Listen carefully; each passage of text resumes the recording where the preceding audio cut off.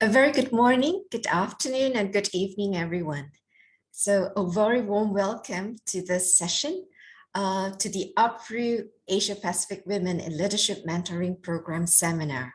And our seminar today is on Imposter Syndrome, Women, Psychology, and Society. So my name is Yvonne Lim. I'm the Associate Vice Chancellor of Global Engagement and the Professor at the Department of Parasitology, Faculty of Medicine at University Malaya. And I'm also the APWiL co-chair with Joanna. So we are indeed very thrilled to gather together today to discuss a topic that has come up throughout the cohorts of the APWiL Mentoring Program, the Imposter Syndrome.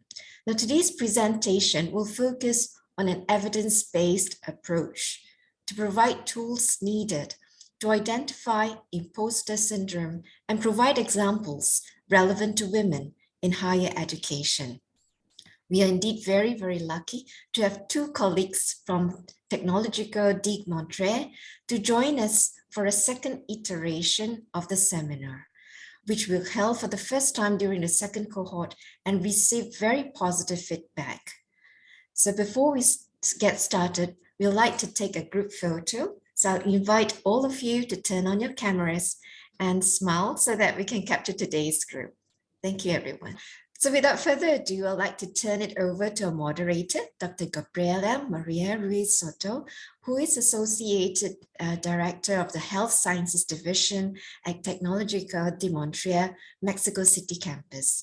Now, she's very committed to the professional development of women in the world. She currently volunteers as a mentor in the Women's Network of the Mexican Institute of Industrial Property in Mexico, as well as in our second cohort of the APWiL Mentoring Program.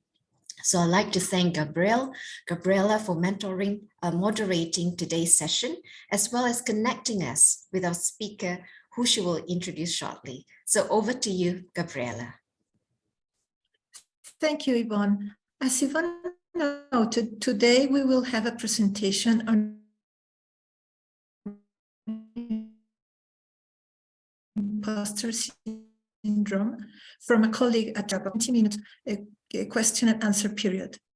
Please feel invited to share questions that you have using the chat, and we will post them through the Q&A to our speakers.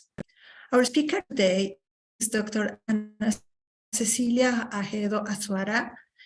She's a doctor in psychology with a focus on both health and clinical psychology, with postgraduate training in contemporary systemic approaches and family therapy from Mexico City College.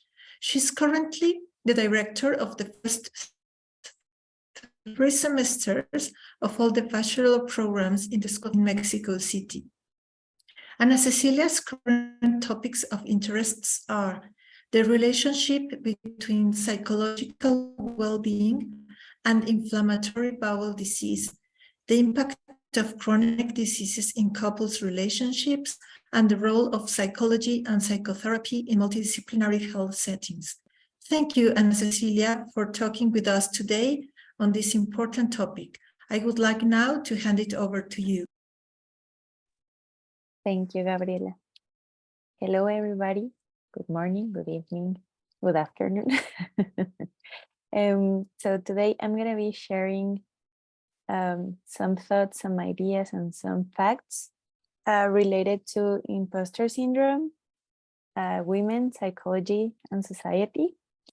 This is a presentation I prepared with my boss, Arturo Sirgo, but he wasn't able to join us today, but I still would like to give him some credit. So the quote that I would like to start my talk with is to tell you that imposter syndrome is but a symptom, but inequity is the one that should be considered the disease. Why? Because we talk about imposter syndrome a lot. I don't know if you do it, but I really do it in my classes and with my students. But we don't talk about inequity as much. We don't tackle those topics as much. And we always talk about imposter syndrome as the main focus of interest, and it shouldn't be that way. So an overview of the topic would be that some authors plants anonyms observed that many high-achieving women tended to believe they were inadequate or not competent despite academic and professional accomplishments. I don't know about you, but I have felt this way all the time during my professional career. Why? Because most of the times I've been taught that men are the people that should hold the highest positions in any professional area, even in the schooling professions where women are like the most popular gender that should hold those positions. But most of the times it's women teaching classes and being close to the students, and then men are holding like the higher positions. So it's normal for me to feel that I am inadequate or I am not competent. Nowadays, we know that it affects both genders, but we should talk about how imposter syndrome is focused more on minority groups. So it's really important to understand that.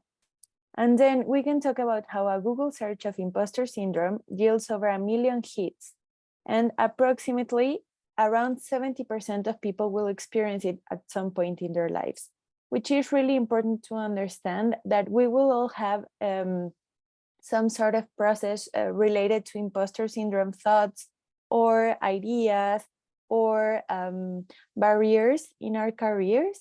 But it's important to understand that it's really common, that the thoughts of being an imposter affects around 70% of the people that surround us. And it's really important that we actually have these conversations.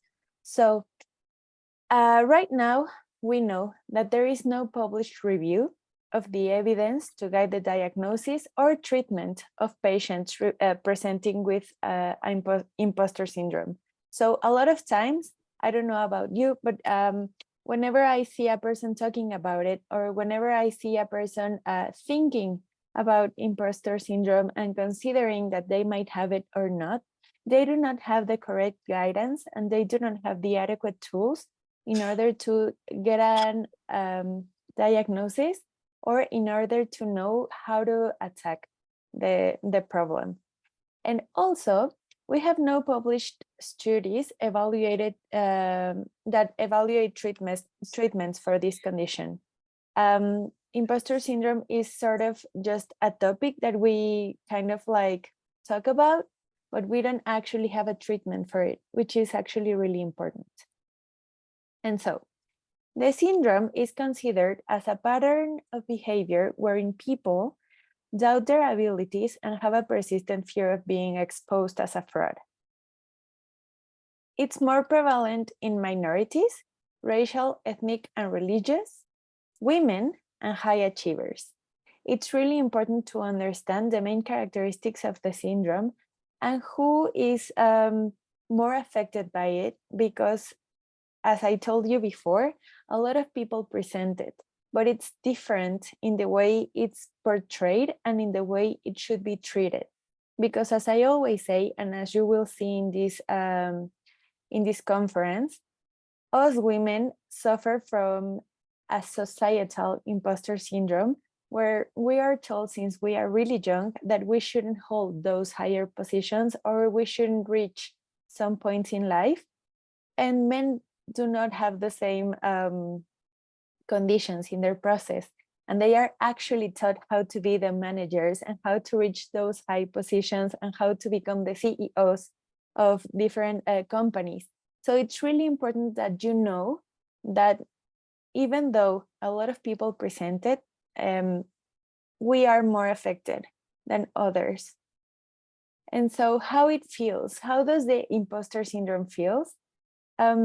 In a paper that I read to create this presentation, I read that this person explained that it felt as if she was constantly comparing herself to others and worrying that she did not measure up. And some specifics that we should look up for when talking about a person having imposter syndrome would be a sense of being a fraud, fear of being discovered, and difficulty internalizing their success. In my own words and in my own experience, I have felt that way, not every day, but a lot of times. most of the times it has been when I have been climbing the professional path of my career.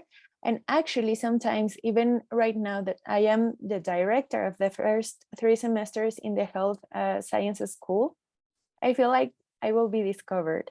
And I feel like they will find out that I shouldn't be there at some point. Actually, I have an internal joke with my boss, the one that helped me to create this presentation, where every time that he tells me that he needs to talk, I ask him, are you finally gonna get me fired? So it's funny because right now it's an internal joke, but it's actually something that actually is in the back of my mind a lot. And I know that it might be in the back of your mind as well. So it's important that you understand that it's actually not reality, and it's a process of your thoughts. That's why we called it women's psychology and society. It's a process generated by your thoughts, but it's also a process that we should tackle with society, because society actually maintains this train of thought. So some changes you might be implementing in your life, in your professional career, because you think you are the imposter, are you hold yourself back sometimes. So you don't want to say your ideas. You don't want to implement new possibilities. You don't want to actually be considered bossy and as a talkative person, because you prefer to kind of submit yourself to what other people say, mostly men. No, you avoid taking responsibilities because you think you won't be able to achieve the goals that they set, and so you avoid trying new things. You doubt yourself all of the time. You think that you are not able to do whatever they are expecting you to do, or whatever you have already achieved. You think that you shouldn't have achieved that, so you doubt that you can make it again. You attribute your success to outside factors, which is actually really common. I know a lot of students right now that I'm having one-on-one talks with most of my students. A lot of my students tell me like, well, I'm not as good because I know that the tests were easy and that's why I passed the class, and it wasn't because I studied and I should have done differently and everything. So we tend to attribute our success to outside factors. We also feel a lot of job dissatisfaction and burnout. Why? Because we don't trust ourselves and we don't trust that we are capable of doing things. So we tend to take in a lot of different activities in order to sort of prove ourselves to others. So we try to show everyone that we are capable and that we are able to do things. And that actually gets us to getting too much on our plate, which leads to burnout and job dissatisfaction. Also, we avoid seeking promotions. Most of the times, and it's actually been proven that promotions for women are most of the times offered to them instead of us, well, to us, instead of us asking for them, because we think that we won't get them, that we won't be able to get to that point, or that they will prefer the men over us, which is actually a possibility, and which is another of the factors why we should talk about society when we discuss all of these processes. And also, again, the fear of failure turns us into overachievers. It's different when they start telling us all the time that we won't be able to get to a certain point. It's different for us women and for men, how we tend to react. There's a really interesting study. I didn't put it in the presentation because it's really old, but they, well, it is not really old, but it's more than 5 years old. So I'm usually not talking about studies that are more than 5 years old. But it talks about how it's a fear of how we present ourselves in examinations or in interviewing processes and everything, and how women tend to take a step down when we have those interviews and when we have those selection processes in jobs and in our schools and in our universities and in whatever we do, because we tend to portray like some sort of humility and some sort of like oh, well, I can learn what I can do and everything, instead of what actually men mostly do, where they put themselves in a higher position. They tend to present themselves as better because they know that it's more possible that they learn that. So we tend to try to become overachievers because we always think that we have to show that we can achieve everything that we promise. And so here in the medical school in Tec de Monterrey, the Medical and Health Sciences School, it's really important that we understand that we do not have to switch gender roles, and we do not have to switch the way we present ourselves to be more similar to men in order to stop being the imposters, because it's really important that we understand that. And so, I'm sorry, I'm trying to move the bar. Okay, so the imposter syndrome and academia, actually, according to this study, the syndrome is very much present, especially in younger scholars. Why? Because it seems that as a high achieving academic at a young age, the characteristic feelings of imposter syndrome start to appear. They start to appear when you're at college. So the common factor and the common process is that scholars ascribe their accomplishments to luck and contingency rather than individual skill and merit, which is really important to understand, and which is actually really important to tackle and to talk about. Because I don't know if you've heard about this, but it happened to me when I was studying my master's degree, and actually when I was doing my PhD, because I felt that it was just because of a chance. And every time my mentors and the other doctors would tell me, Anastasi, you're here because you know this. And nobody knows about what you've read more than you. And I didn't believe that. Every time that they would tell me that, I would be like, oh, but is their job to tell me that? That's not actually true and everything. And it's really important that you understand that this process of thought is actually shared by a lot of people. And it's important that you acknowledge it and that you can treat it. And so it's also a big fear of being exposed as charlatans. Even like when I was asked to give this talk again, I was like, are they going to find out at some point? And so it's important that we learn that, because the onset of imposter syndrome often becomes manifest in graduate school. And it is then when intensified when academics take on management responsibilities. And it's really important for me that you understand that when you are in your process of developing as students, as graduate students, and as you are in your formative processes, because this is probably not gonna stop if you don't work in order to stop it. Because as I told you, it's not only a thing of your thoughts, but it's also a thing of society. And it's, again, in the hand of us women to tackle it. And so what happens with society?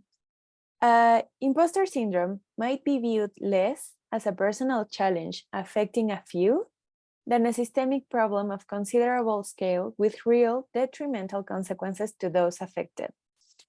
I want to talk about a new example here. A long time ago, when I was in my university, I remember going to a conference and I looked around the room, because I tend to do that. I looked around the room and I saw that it was mostly men, older men, and younger women. And I was wondering why, because in my school in psychology, I had only I think it was five men in my generation and 70 women in my generation. And I was wondering why, if we are so many women at this point, why in the elder generations is it only men? And I asked one of the speakers what he thought about that. And he explained it to me that at some point during the formative process and during all the process of becoming professionals and having a career, society puts a lot into women, society expects a lot from women and not a lot from men. And society actually kind of facilitates men to achieving those higher positions, and it tends to do the opposite for women. So it's important that we understand that, because it's a systemic problem, and it actually can, like, I don't know how to explain it in English, but like kind of having the thought of you being an imposter and then society kind of feeding that thought might actually be the detriment from that will stop you from advancing in your career. So it's really important to understand all those feedback processes, because they will actually impact you in your personal life. And so from psychology, imposter syndrome is often comorbid with depression and anxiety, and it's associated with impaired job performance, job satisfaction, and burnout about various employee populations, including clinicians. So basically, if you think about it, if you think that you're an imposter and that people are going to find out, and that you haven't had the tools in order to be doing whichever position you're doing in your life, you're going to get really anxious, and you're not going to feel okay with that. And you're going to feel affected, and you're going to feel like you're never good enough, and you're going to feel like you cannot do whatever you're supposed to do. And it's really important that you understand, again, that that's a process in your mind, that those are only your thoughts, and you can actually control those thoughts and actually manage your emotions in order to not let that syndrome to affect you and to take you all the way into a depressive process or an anxiety attack, for example. And so, about women, there was this article in Harvard Business Review that said, "Stop telling women they have imposter syndrome," which I actually love, because it talks a lot about how women present burnout syndrome more than men, how women get more interrogation from colleagues and censoring. I had this experience a long time ago. I'm sorry, I always use examples because I think it's easier to understand with examples. But I had this experience a long time ago. I wasn't working in tech. I was actually working in a different university that I'm not gonna say which one it was. And there was a project where we were only women and our boss was a man. And so one day we were telling him that we were really scared because the project wasn't doing as well, and he was trying to change a lot of things that we had already like kind of implemented and that were actually working out very well. And he started telling us that we didn't actually understand the whole process because we were women. So he started questioning, and he started telling us that we really didn't understand the managing positions and the managing processes because of our gender. And so it's really important that you understand that, because, for example, in the memes and in the internet, you can see it, how a bossy girl is not viewed appropriately, and that she shouldn't be bossy, she shouldn't speak out, she shouldn't say what's on her mind and everything. And it's actually all the way around. There's also a lot of overt and covert bullying, when some of the times we get our possibilities taken from us because of all the process of being the imposters, and we shouldn't be the ones holding those positions and everything. We also present a lot of self-doubt and lack of confidence because of all of these, and also because we are not as praised and also as pushed by society as other genders. And also there's a lot of systemic racism and bias that is linked to the imposter syndrome that we suffer nowadays. And so some factors that Tolshian, I hope I said their names right, Tolshian and Burry said, related to imposter syndrome are historical and cultural contexts where women do not haven't held those high rank positions for as long as men have done. So it's important to look at that. And also the workplaces and environment have changed nowadays, but it hasn't been that way for all of this time. So there's still a process of changing the societal, the organization of society in order to understand, and in order to let women to be more popular in those positions. And so it's important that you feel unsure, that feeling unsure about what you're doing, having doubts about what you're doing, about how you develop, about how you work, shouldn't make you an imposter. Sometimes when you don't know how to do things, well, ask or figure it out or discover it or read or talk with your colleagues to see if they know of a possibility or of different ways to do things. But you are not an imposter for not knowing everything. Also, understand that bias and exclusion exacerbate feelings of doubt. So if you are the if we are the minority of the groups, then it's important to understand that our feelings of doubt are gonna get heightened because we're not gonna see familiarity in the place.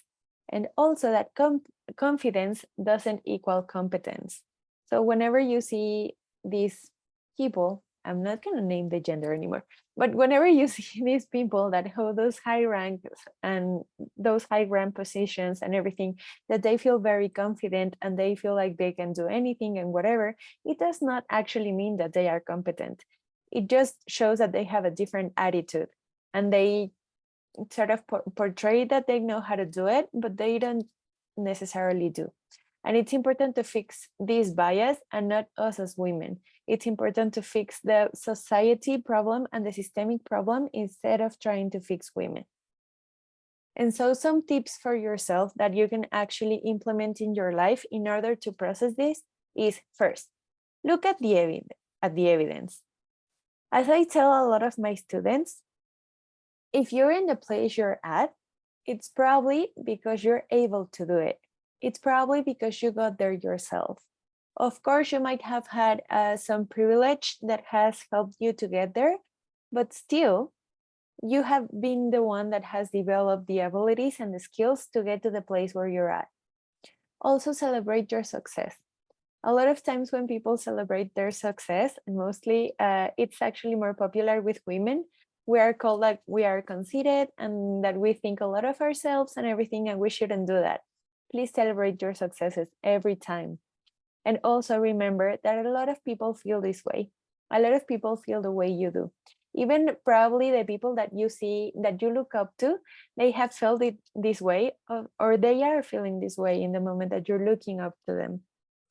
There's also this phrase, I don't quite like it, but I actually think that it's some sort of helpful. Fake it till you make it. You can try and you can see if it works out. And you can figure it out during the way while you're faking it. And also stay humble, because even though I'm telling you that you have to believe it and that you have to try it and everything, you should stay humble in order to ask, in order to gain knowledge from others, and in order to kind of tackle the problem. And if you're feeling an imposter in specific tasks, then you should reframe those tasks in order to see if there are different ways to tackle them, to think outside the box. Work smarter, not harder. That's a really popular phrase. Feel the relief when you have achieved everything that you have achieved. Feel the relief that you have done it, and take ownership, because you are the master and you are the author of that result. So it's important that you take ownership for that. Also seek out tasks that you are good at so that you can feel that you can make it easier, and seek support from others. Also talk about it. Talk about the syndrome with your friends, with your family, with other women, with your colleagues and everything. Create awareness about it, because it's important. I didn't have people talking to me about imposter syndrome until I was like really far ahead in my career. And it would have actually been very helpful when I was in my graduate school. Forget about being perfect, because nobody's perfect and you're gonna make mistakes. And actually, most of the times we learn more from our mistakes than from whatever we are really able to do easily, because that is not gonna teach us something new. And also challenge your negative thoughts. Question if your thoughts are your reality, or if you are creating them in order to kind of face your reality. some examples that we have at the school related to this is, for example, the Premio Mujer Tech. This is something that Tec de Monterrey does in order to show what women have achieved in science and in different areas of the school, so that other women can see and get inspired by looking at others. Because first, I questioned if it was actually like good to have this prize, to have this award. And I was actually considering like, well, but if they make it, then they're segregating women and they are pointing out differences for women and everything. But then I thought, but that's good, because I actually have like a role model to look up to, and other people that I know that I can interact with that are closer to me in, well, possibly in experiences and also in ideas and in thought processes. So I started like understanding why it was really important to focus on women. So the Premio Mujer Tech actually has the purpose to recognize and visualize the community's women and their skills, career, and contributions. And it's meant to be an open space to share women's accomplishments in politics, society, and economy. So it's really important because we do not have like that visibility in a lot of areas in society. And so during 2022, the institution announced winners in different categories, which were She for She, sports, gender-focused work on citizenship, health and well-being, sustainable development, arts and culture, science, business, and global leadership. And so this is actually like a really important thing that I wanted to let you know before ending the conversation. I have always been wondering if there has been an actual advance of us women in society, and I am always questioning it because I see a lot of difficulties, and I actually feel like I see way more women with imposter syndrome than men. But the other, when we were doing this presentation, I was talking with my friends, which are all women in Tec de Monterrey, and they are all directors of the different health schools. One is the director of nutrition, the other is the director of basic sciences, the other is the director of bioscience, and the other is the responsible of getting people to come to the medical and health sciences school. And so it's important for me to tell you that even when I was surrounded by them, I wasn't quite able to understand how important it's been for to recognize that women are getting higher ranked positions. And so in Tec de Monterrey, 60% of management positions are occupied by women. So we are not the minority anymore, or it appears that it's that way. And also 65 of the students at the Medicine and Health Sciences School are women, which for me, it's a huge accomplishment. And it's something that we should actually praise, because we can see that women are holding new spaces and are opening new spaces for new generations for women. And so, thank you.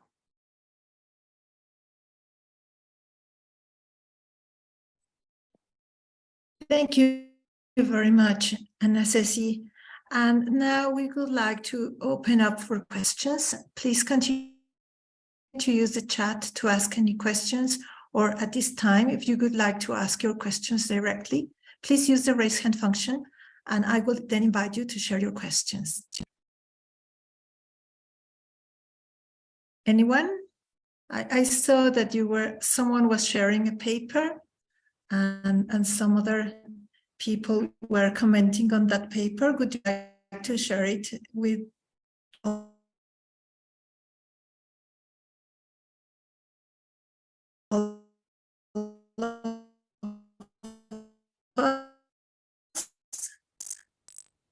That if imposter syndrome is a systemic problem, what do you think are some ways that institution can work to address it? You already mentioned the prize, Mujer Tech. Have you thought about something else that could be implemented?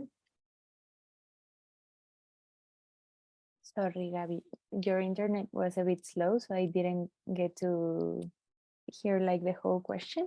Can you? You already mentioned what Tech de Monterrey is doing on this prize for women, but can you think of other resources or other strategies that institutions could implement to help a large population of women to overcome imposter syndrome? Yes, of course. I think that we should actually try, well, not try, do. We should actually get women involved in different projects and in different opportunities in order to not only to give them the same possibilities as men, but also to show them that they can do it. Because most of the times when I open up new opportunities for my students, it's actually more common that the men take them because they know that they are going to be able to achieve whichever goal we are setting them to. And I've asked my female students why they didn't try it or why they didn't ask for the opportunity, and it's because they think that they won't be able to do it. So it's not only giving them the chance, but actually like getting them involved and showing them that they can actually do it, and so that they can learn that it's not only like a possibility, like a far possibility, but that they can actually make it. I think that's a great idea of doing it. Thank you. Susan, you are sharing something in the chat. Would you like to open your mic and share with us? Sure, yeah, I guess there are moments where I feel like I'm not feeling like I'm an imposter, and I'm like, oh, maybe I've got this. And then I worry that maybe I'm overestimating my competence and it's the other end of the thing. I think it's still the same kind of phenomenon where you just don't ever trust your competence. But it's kind of, I worry if I'm not feeling incompetent, maybe I'm just not aware of my inadequacies. So I don't know, is that all part of the same trap? Definitely. I'm gonna make like an example that I actually use in therapy a lot with my clients because I'm a psychologist. But a lot of the times I tell my clients, if you're doubting that you're a narcissist, then you're not. You're probably not a narcissist because you wouldn't be thinking about it. So if you think sometimes that you are thinking more of yourself than what you are in anything, it's probably an imposter syndrome. It's like, because probably you're actually, you know what you can do, and you actually know your abilities and whatever you're capable of. But sometimes that little cricket, the mean cricket in your mind tells you, no, you're not that capable. You're overthinking about that. You're not as good as you think you are. That's the imposter syndrome in your head. Oh, I think Grace also wanted to share something. I can't see your hands, but perhaps Chelsea or Kimberly could help us to see who would like to share her thoughts. So Grace, would you like to share your thoughts with us? Yeah, thank you. So thank you, Anna, for this. This is really a great presentation. And I think I've been an imposter my whole life. I cut my hair short when I was still little because I think it would be better to look like boys and get more opportunity. But my question is about the imposter syndrome among the women is already in the power. Because I see some women female boss, sometimes they actually induce the imposterity to their peers, especially their junior women colleague. So do you think that is also because they're imposter themselves, and then how to address this? I mean, like sometimes because you're female group leader, something like that, because they're imposter, and then they also think that their group is not capable of doing certain tasks or taking certain challenge, and that's impacting also the rest of the group. What do you think about that, Anna? See, I understand, Grace. I don't think you're an imposter. I only think you might have the syndrome. But I know what you say, and I've seen a lot of women putting down other women in their lives.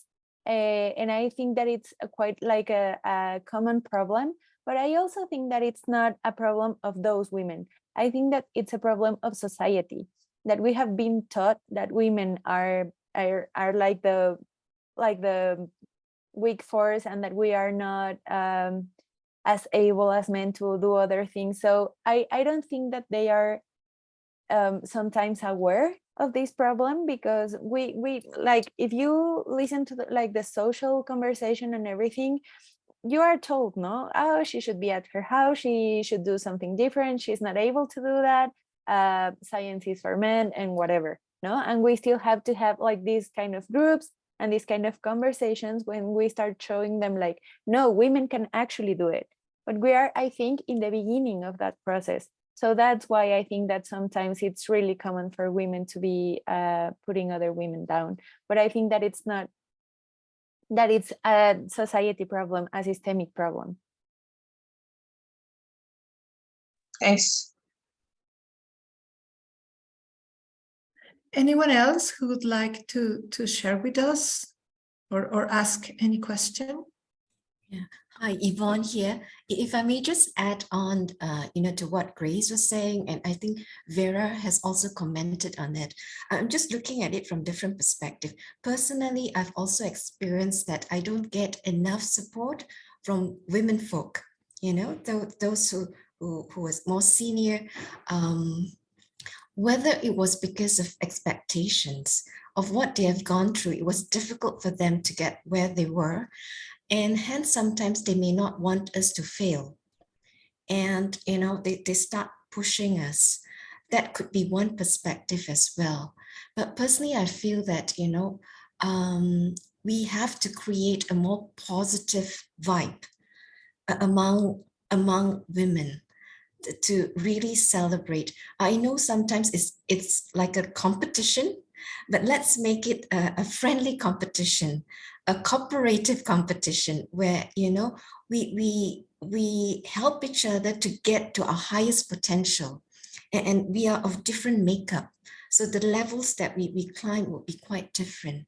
But at the same time, I think to help each other to have that confidence to celebrate each other's successes. And I think this is really like something work in progress, that and we need to remind ourselves every time that we it's for us to create that positive and motivational sort of environment around us. Yeah.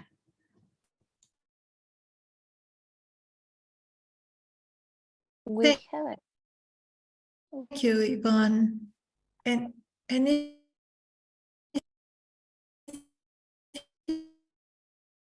else from anyone? I see that Kim posted in chat. So maybe Gabriela, if you want to invite Kim to share her perspective and her question. Yes, please. Yeah, Kim, would you like to? I wrote this in the chat, but happy to share it orally. So I've read about data that suggests that when there are job opportunities, leadership opportunities, that women will only apply for these positions when they think that they have all of the attributes that is desired or required, and maybe even more than is required, whereas men will apply even if they only have some of the attributes. And I just wondered if you came across any information about the cultural factors that lead to that sort of behavior where women are basically screening themselves out of the pool, because I'm involved in quite a number of searches in my institution, and we end up with so few women even applying. So do you have any ideas about what can be done to address that sort of behavior?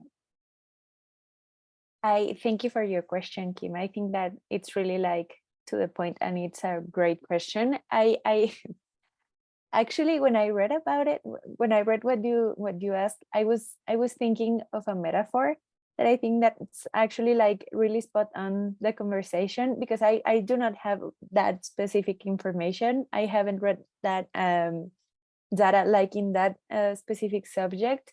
but I thought about something. Right now, my brother's wife is pregnant, and everybody expects her to be a mother, even now when she's pregnant. And everybody that I've talked to, they tell my brother like, oh, don't worry, you're gonna develop your instincts, and you're gonna learn how to treat your child. And in the first days, it's like it depends on the mother, and it's not gonna be a problem for you, but she's gonna know how to do it, and then she's gonna teach you. And I was like, is it always like that? Do they always expect us to know? And are we not able to fail? But men are, and men are actually like allowed to learn and to grow and to develop different abilities in their life, and we are supposed to know them before we try them. So I think that's sort of a similar metaphor to what happens like in the professional world and everything, that we are expected to know before we try. And actually, I think that they hold like higher standards for women most of the times. Like if a woman fails, then she's accused and she's signaled and she's talked about and everything. And if a man fails, most of the times they get a second chance. And I'm saying a second to not say a million. No, so I think it's sort of that way. Thank you very much. Thank you. At the beginning of the chat, Rachel Heinz Wesson, I don't know if I'm pronouncing your surname correctly, shared that she published a paper on Times Higher Education. Rachel, would you like to tell us about it? Oh, thank you. Hi, I hope you can hear me. Can you hear me? Yes. Great. Look, I'm actually on the move, so I'm using my mobile, so sorry, everybody.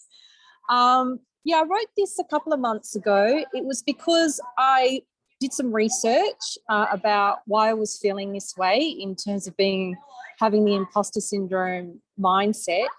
And I wanted to shift not only my own thinking, but the thinking of those that I work with, and to also air it more openly and more publicly.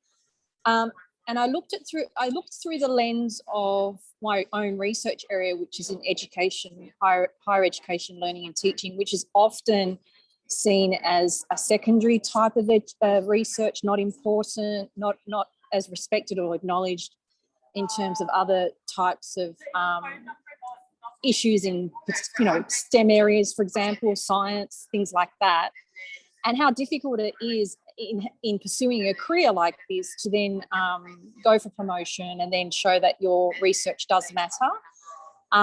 So yeah, I wrote that article just to kind of get it off my own chest, but to also bring in a community who also I know is feeling this way.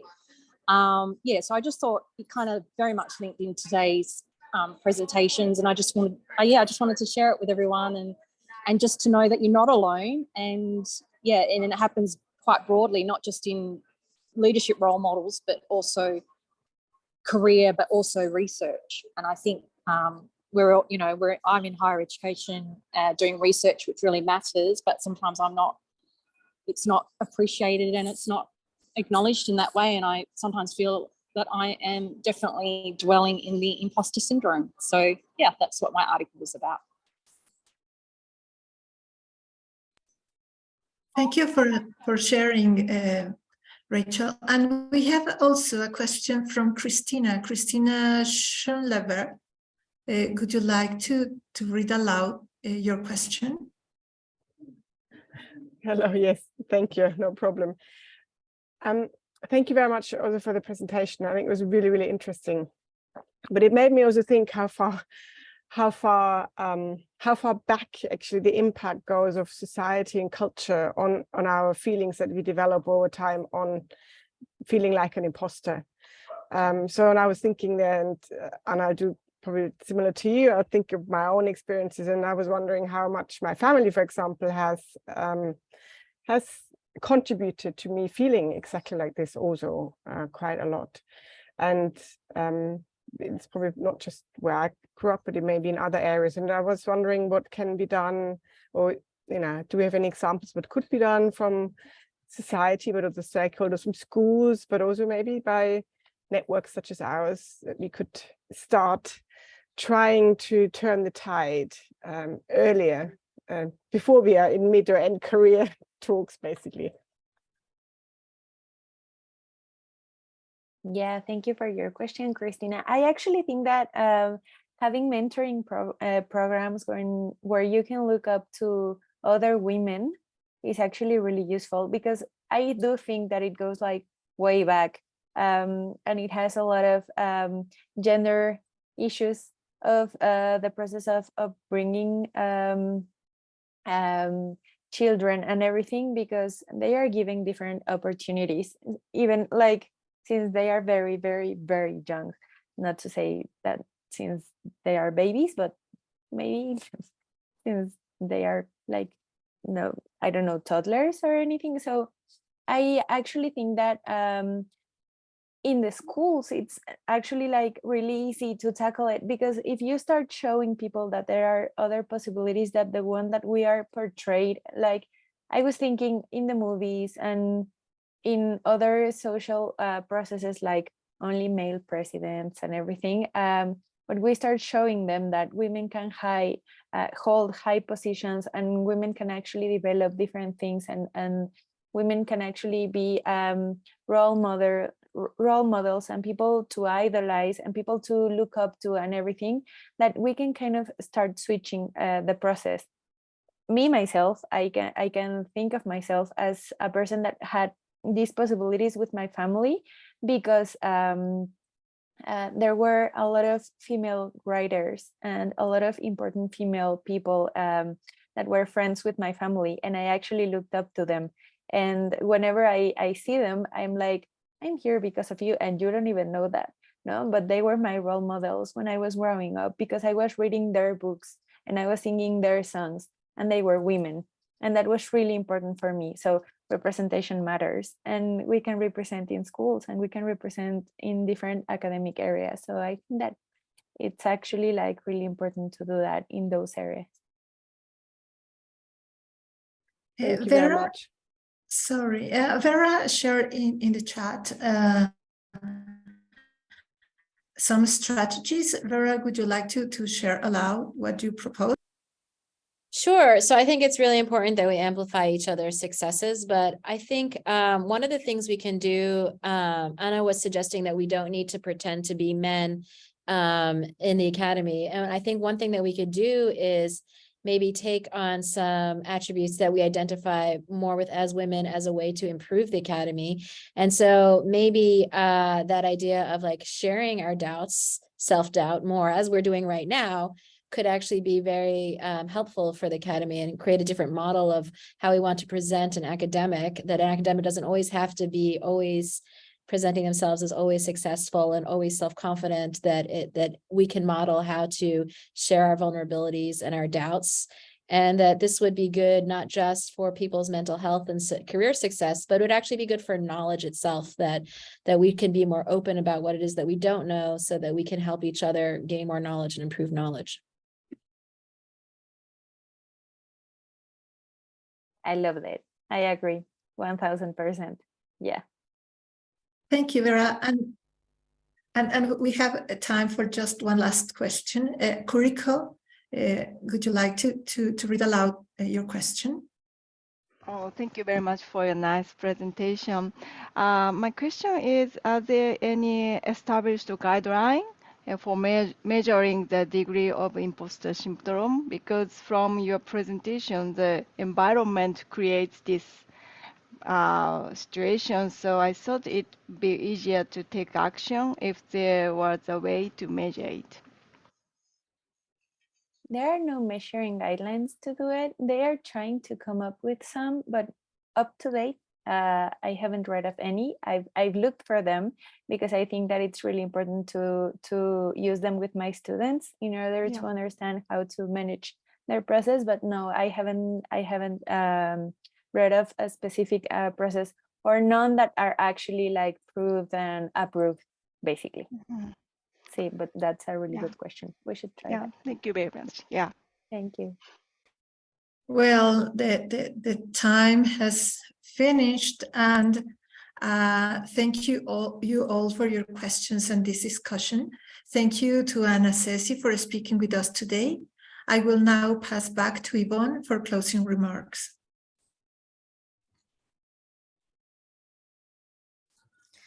Thank you so much, Anna. I think I learned a lot personally, and this is my first time attending this talk, but I'm sure every one of us has learned something from your talk, and it has been an important session, I think, for self-realization. Gabriela, thank you so much for moderating the session. Now, so just to wrap up, I think the seminar has been an opportunity, like I said, to understand ourselves better. And self-realization is an important journey as we take up leadership roles to understand our strengths, as well as areas that perhaps may hinder us from progressing further. Previously, I tend to be quite afraid to fail. And the higher I climb in my career ladder, the more pressure I felt. And I think it came to one point where I told myself that I'm just going to put this aside and deal with this problem. So over time, I learned to remind myself constantly, and it's a work in progress, that I'm not perfect. And I think no one is. But that does not mean that I slack in my work. I learned to take one step at a time, and also to learn to take risks. And that's important.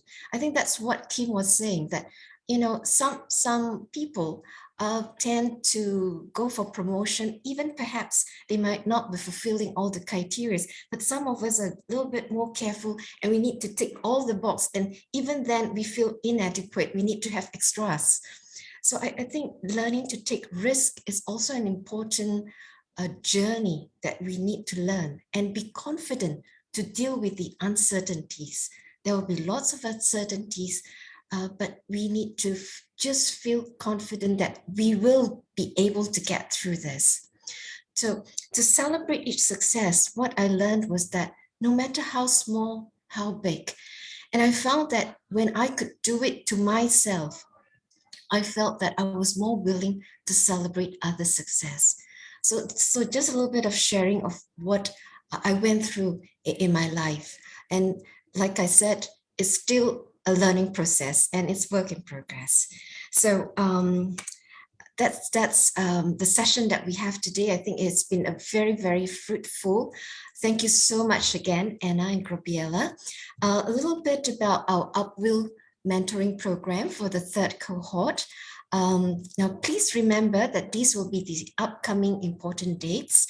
Your initial mentoring agreement and pre-assessment form is due to Chelsea and Kimberly next week on December 12th. Now, this means that by then, you should meet your mentor or mentee for your initial discussion so that you can complete the form together. It's a very important process too, because it needs to be customized to your own needs and what perhaps you may want to gain from this mentoring program. So do remember that. Now, our next event altogether will be the International Women's Day Workshop. Now, this will be hosted in partnership with Keio University and the University of Melbourne. Again, this will be a very interesting session. So look up for more details on this workshop in the new year. And as a reminder, we recently created all the Zoom registrations for all our virtual events for the year. And we have sent them in the invitation to this seminar. So please look up for that. Now, this way you can register for all your events now, and also able to create your calendar invites with the unique Zoom link. So any questions before we end? Okay, if not, I will now turn it over to Chelsea, our APWiL Mentoring Program Manager, who will provide guidance for today's networking. Over to you, Chelsea.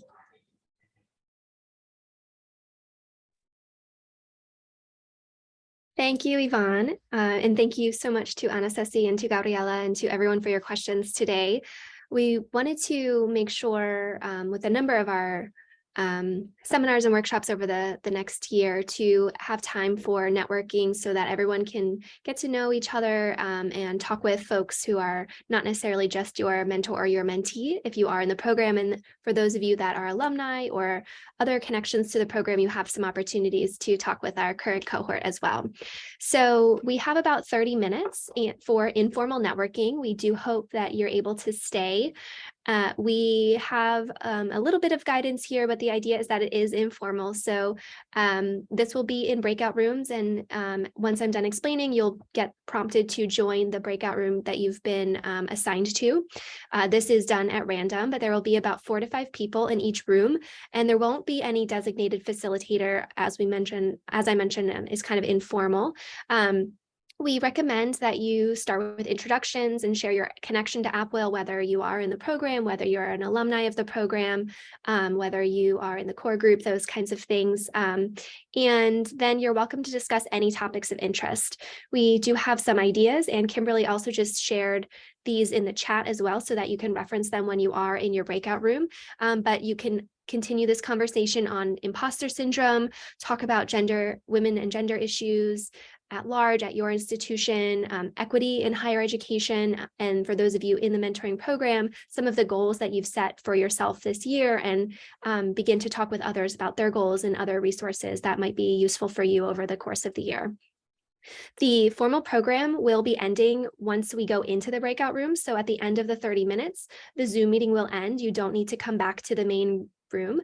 But if you do have any technical difficulties, please stay in the main room for now, or you're always welcome to come back to the main room as Kimberly and Anya will be there to help troubleshoot anything that comes up. And so with that, I will just ask if there are any questions. I'm going to check the chat really briefly. I'm seeing that some folks can't stay. We definitely understand, but thank you so much for joining us for the first portion of the session. It doesn't look like there are any questions. So Kimberly, when you're ready, please go ahead and open the rooms. And again, if you do have any questions, please stay in the main room. Opening up the rooms now.